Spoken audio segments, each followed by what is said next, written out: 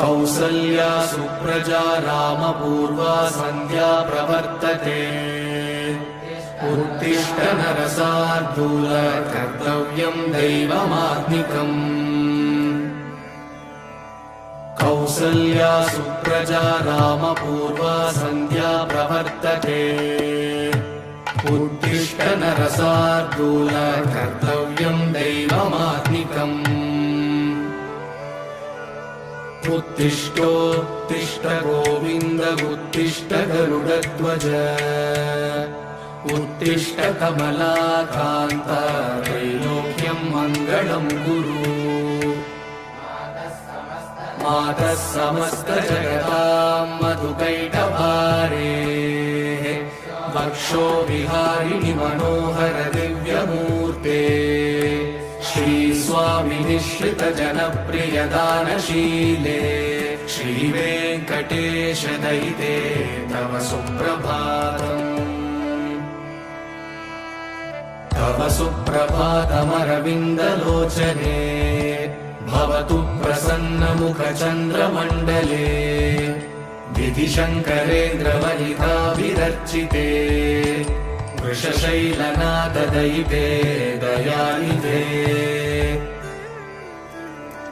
अत्र्यादिसप्तऋषयः समुपास्य सन्ध्या आकाशसिन्धुकमलानि मनोहराणि आदाय पादयुगमर्चयितुम् प्रपन्नाः शेषाद्रिशेखर विभो तव सुप्रभातम्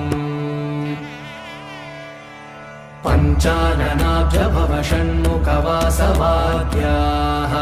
त्रैविक्रमादिचरितम् विबुधास्तु वन्दी भाषापतिः पठति वासरशुद्धिमारात् शेषाद्रिशेखर विभो तव सुप्रभातम्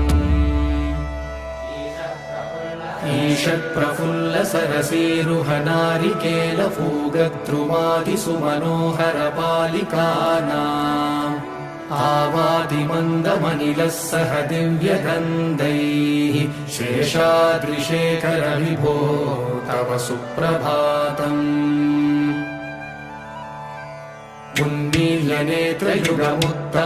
उन्मील्यनेत्रयुगमुत्तमपञ्जरस्ताः पात्रावशिष्टकदलीफलपायसानि भुक्त्वा सलीलमतकेलिसुखाः पठन्ति शेषाद्रिशेखर विभो तव सुप्रभातम् तन्त्री प्रकर्ष मधुरस्वनया विपञ्च गायत्यनन्तचरितम् तव नारदोऽपि भाषा समग्रमसकृत्करसाररम्यम् शेषाद्रिशेखर विभो तव सुप्रभातम् भृङ्गावली च मकरन्दरसानुविद्धजन्कारगीतनिनदैः सह सेवनाय निर्यात्युपान्तसरसी कमलोधरेभ्यः शेषाद्रिशेखर विभो तव सुप्रभातम्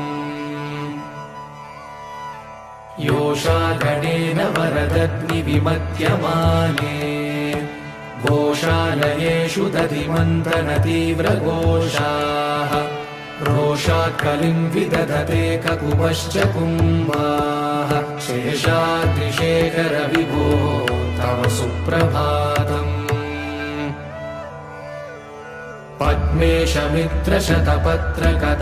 पद्मेशमित्रशतपत्रकतालिवर्गाः हर्तुम् श्रियम् कुवलयस्य निजाङ्गलक्ष्म्या भेरे निनादमिव बिभ्रति तीव्रनादम् शेषाद्रिशेखर विभो तव सुप्रभातम्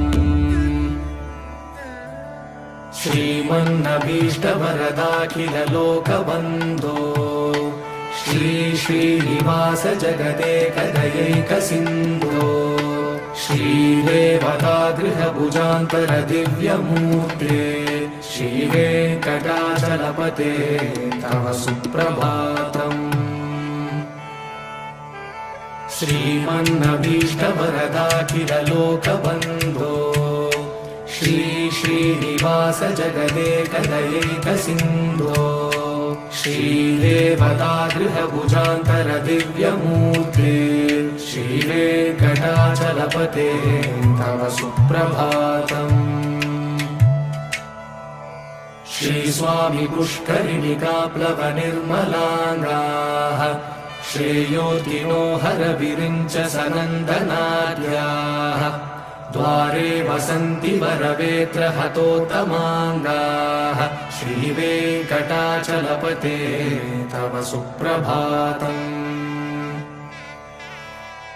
श्रीशेषशैलगरुडाचल वेङ्कटाद्रिनारायणाद्रिवृषभाद्रिवृषाद्रिमुख्या आख्यां त्वदीयवसतेरनिशं वदन्ति श्रीवेङ्कटाचलपते तव सुप्रभातम्।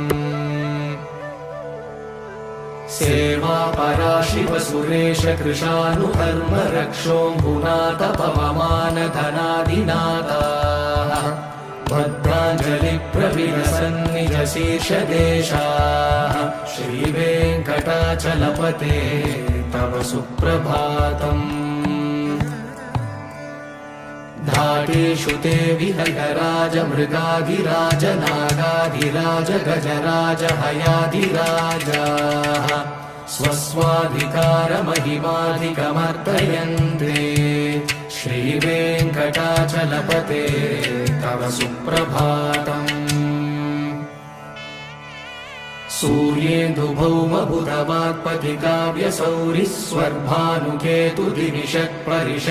सूर्येन्दुभौमबुधवाक्पतिकाव्यसौरिस्वर्भानुकेतुदिविषत्परिषत्प्रधानाः त्वद्दासदासचरमावधिदासदासाः श्रीवेङ्कटाचलपते तव सुप्रभातम्। त्वत्पादधूलिभरितस्फुरितोत्तमाङ्गाः स्वर्गापवर्गनिरपेक्ष निजान्तरङ्गाः कल्पागमाकलनयाकुलतां लभन्ते श्रीवेङ्कटाचलपते तव सुप्रभातम्। त्वद्गोपुराग्रशिखराणि निरीक्षमाणाः स्वर्गापवर्गपदवीं परमाश्रयन्तः मर्त्या मनुष्यभुवने मतिमाश्रयन्ते श्रीवेङ्कटाचलपते तव सुप्रभातम्। श्रीभूमिनायक दयादिगुणामृताब्धे देवादिदेव जगदेक शरण्यमूर्ते श्रीमन्ननन्त गरुडादिभिरर्चिताङ्घ्रे श्रीवेङ्कटाचलपते तव सुप्रभातम्। श्रीपद्मनाभ पुरुषोत्तम वासुदेव वैकुण्ठमाधव जनार्दन चक्रपाणे श्रीवत्सचिह्न शरणागत पारिजात श्रीवेङ्कटाचलपते तव सुप्रभातम्। कन्दर्पदर्पहर सुन्दर दिव्यमूर्ते कान्ताकुचाम्बुरुह कुट्मललोलदृष्टे कल्याण निर्मल गुणाकर दिव्यकीर्ते श्रीवेङ्कटाचलपते तव सुप्रभातम्।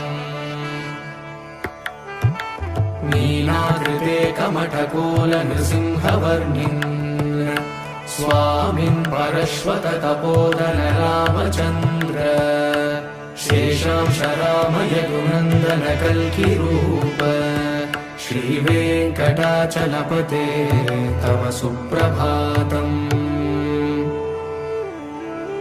येलालवङ्गगणसार सुगन्धितीर्थम् दिव्यं वियत्सरिति हेमघटेषु पूर्णम् धृत्वा द्यवैदिकशिखामणयः प्रहृष्टाः तिष्ठन्ति वेङ्कटपते तव सुप्रभातम्। भास्वानुदेति विकचानि सरोरुहाणि सम्पूरयन्ति निनदैः ककुभो विहङ्गाः श्रीवैष्णवा सततमर्थितमङ्गलास्ते नामाश्रयन्ति तव वेङ्कटसुप्रभातम्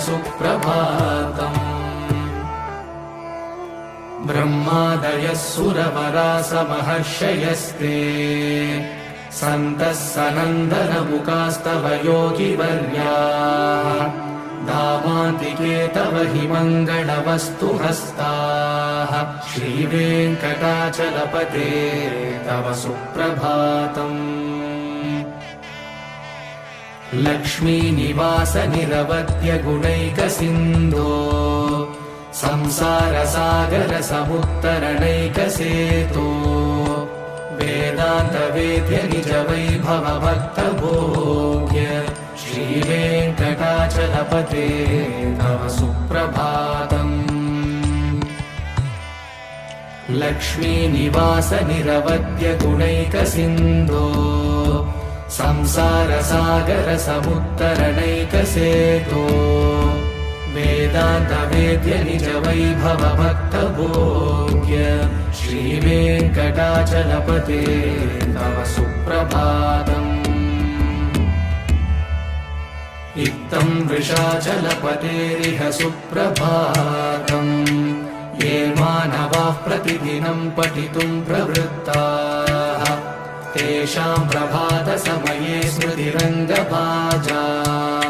प्रज्ञां परार्थसुलभां परमां प्रसूते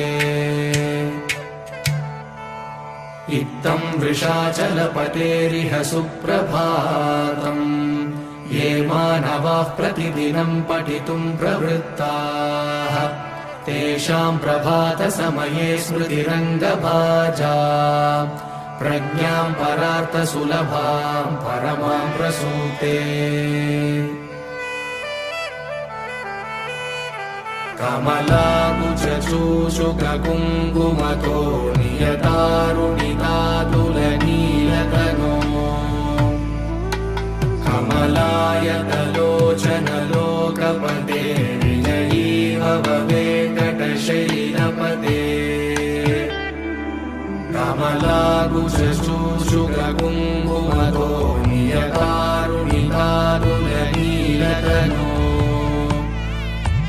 कमलायतलोचनलोकपते विजयी भव वेङ्कटशैलपते स चतुर्मुख षण्मुख पञ्चमुख प्रमुखाखिल दैवतमौळिमणे शरणागतवत्सल सारनिधे परिपालय मां वृषशैलपते अतिवेलदया तव दुर्विषहैरनुवेलकृतैरपरादशतैः भरितं त्वरितं वृषशैलपते परया कृपया परिपाहि हरे अधिवेङ्कटशैलमुदारमते जनता विमतादिगदानरता परदेवदयारहितानि रमै कमलारहितानवरं कलये कलवेणुरवावशको भवतु शतकोटिहृता स्मरकोटिसमाद् प्रतिवल्लभिकाभिमतासु तदा वसुदेवसुतानवरं कलये अभिरामगुणाकरदाशरथे जगदेकधनुर्धर धीरमते रघुनायक राम रमेश विभो वरदो भवदेव दया जलधे अवनीतनया कमनीयकरं रजनीचरचारुमुखाम्बुरुहम् रजनीचरराजतमो मिहिरं महनीयमहं रघुराममये सुमुखं सुहृदं सुलभं सुकरं स्वनुजं च सुखायममोघशरम् अपहाय रघुत्व त्वहमन्यमहं न कथञ्चन कञ्चन जातु भजे।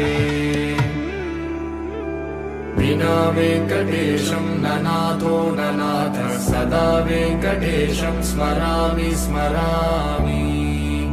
हरे वेङ्कटेश प्रसीद प्रसीद प्रियं वेङ्कटेश प्रयश्च प्रयश्च। विना वेङ्कटेशं ननाथो ननाथः सदा वेङ्कटेशं स्मरामि स्मरामि। हरे वेङ्कटेश प्रसीद प्रसीद प्रियं वेङ्कटेश प्रयश्च प्रयश्च। अहं दूरदृष्टे पदाम्बोजयुग्म प्रणामे च यागत्य सेवां करोमि। सकृत्सेवया नित्यसेवाफलं त्वं प्रयश्च प्रयश्च प्रभो वेङ्कटेश। अज्ञानिना मया दोषान् शेषान् विहितान् हरे क्षमस्वत्वं क्षमस्वत्वं शेषशैलशिखामणे। अज्ञानिना मया दोषान् शेषान् विहितान् हरे क्षमस्वत्वं क्षमस्वत्वं शेषशैलशिखामणे। ईशानां जगतोऽस्य वेङ्कटपतेर्विष्णोर्परां प्रेयसीं तत्वक्षस्थलनित्यवासरसिकां तक्षान्तिसंवर्धिनी। पद्मालङ्कृतपाणिपल्लवयुगां पद्मासनस्तां श्रियं वात्सल्यादिगुणोज्ज्वलां भगवतीं वन्दे जगन्मातरम्। ईशानां जगतोऽस्य वेङ्कटपतेर्विष्णोर्परां प्रेयसीं तत्वक्षस्थलनित्यवासरसिकां तक्षान्तिसंवर्धिनी।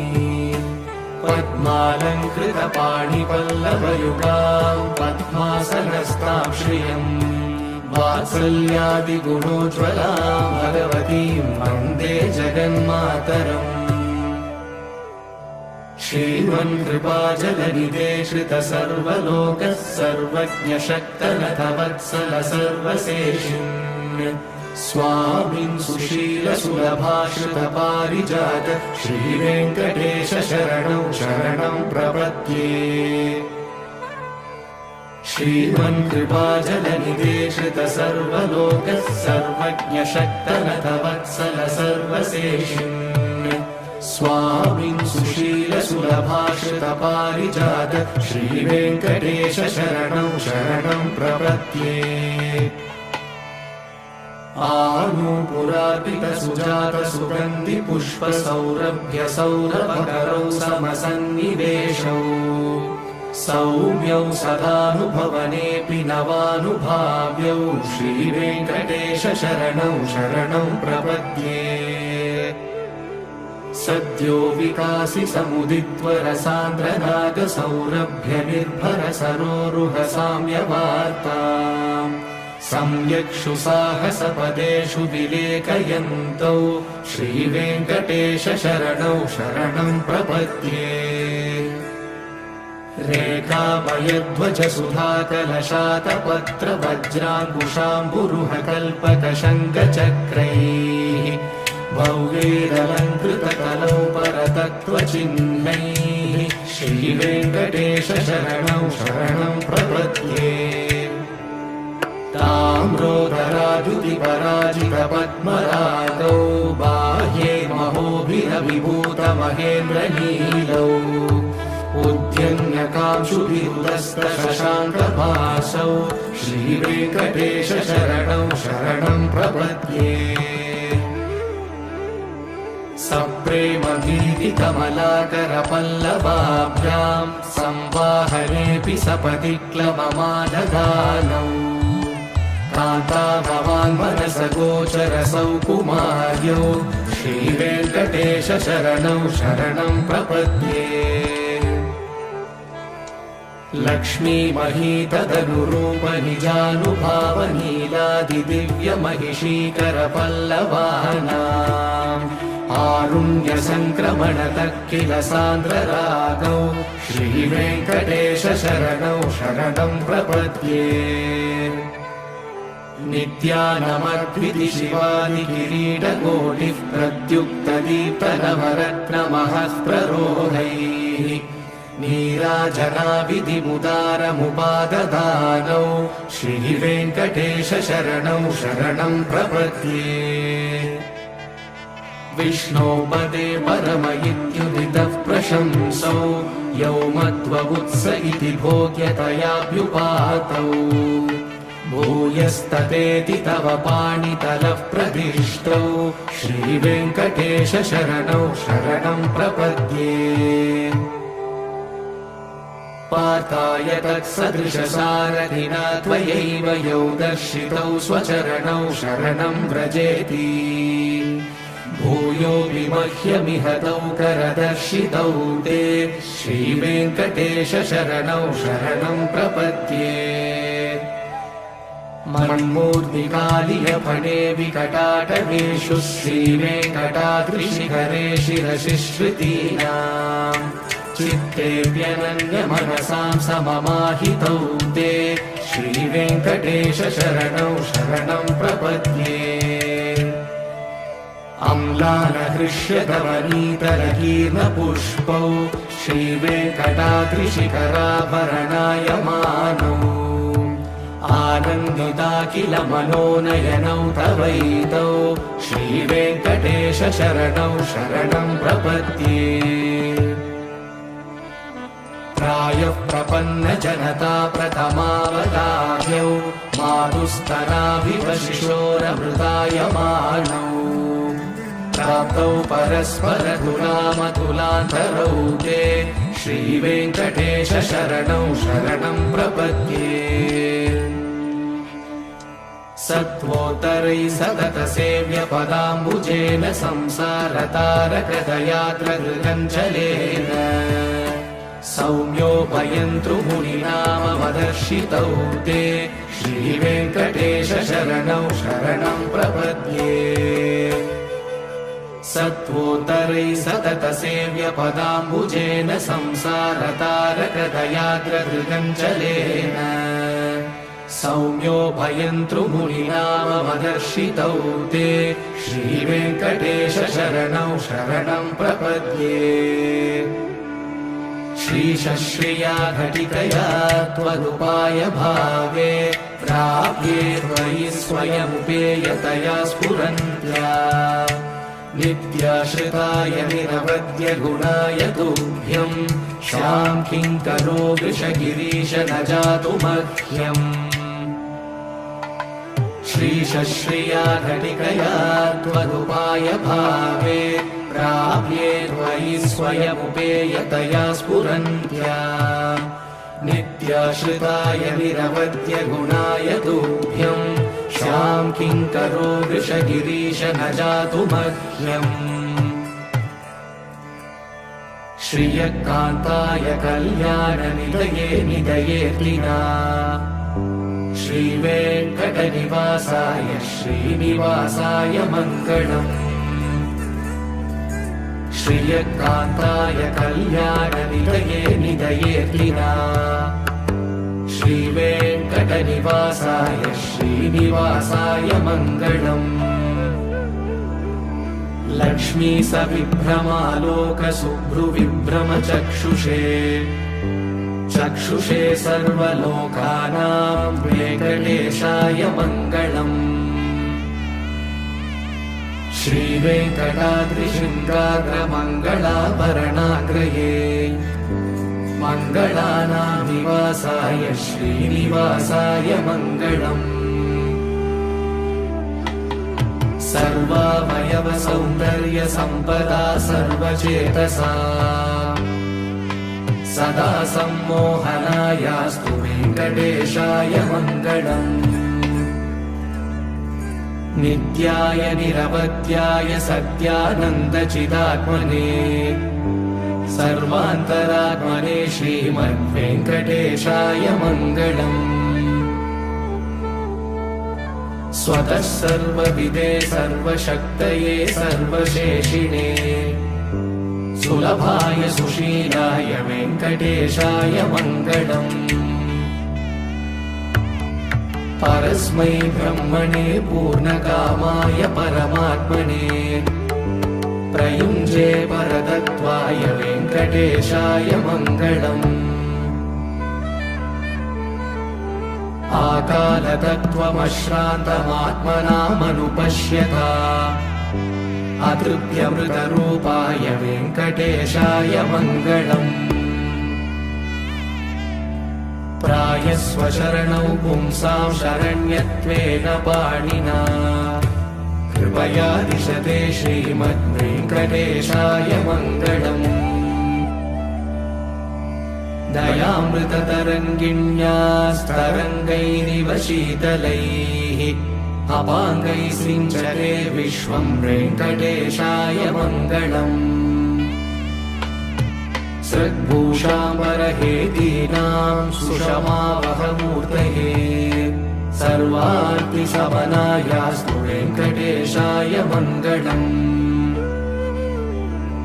श्रीवैकुण्ठविरक्ताय स्वामि पुष्करिणीतटे रमया रममाणाय वेङ्कटेशाय मङ्गलम् श्रीवैकुण्ठविरक्ताय स्वामि पुष्करिणीतटे रमया रममाणाय वेङ्कटेशाय मङ्गलम् श्रीमत्सुन्दरजामातृमुनिमानसवासिने सर्वलोकनिवासाय श्रीनिवासाय मङ्गलम्